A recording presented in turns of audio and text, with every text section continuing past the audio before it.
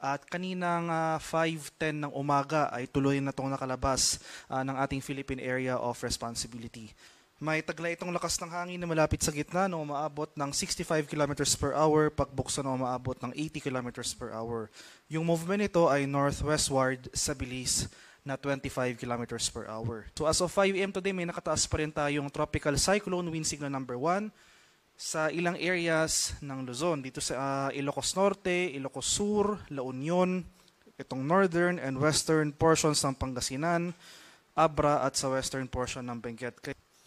At para naman sa magiging lagay ng ating panahon ngayong araw, so dahil sa epekto ni Tropical Storm Marami, lasan pa rin natin yung maulap na kalangitan at mga kalat-kalat na pag-ulan, pagkulog at pagkidlat dito sa area ng Ilocos Region, Cordillera Administrative Region, sa may Cagayan Valley, buong Central Luzon, dito sa Metro Manila, ilang area ng Calabarzon dito sa bahagi ng Cavite, Laguna, Batangas, Rizal, dito sa Mindoro provinces. Generally fair weather conditions ng ating inaasahan dito sa Quezon, Bicol Region at itong areas ng Mimaropa, particular dito sa Marinduque at Romblon area.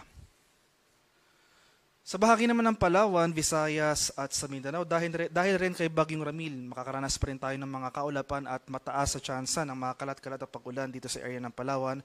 Pero over most of Visayas and most of Mindanao ay generally fair weather conditions sa ating inaasahan, bagyong maulap hanggang sa maulap na papawirin.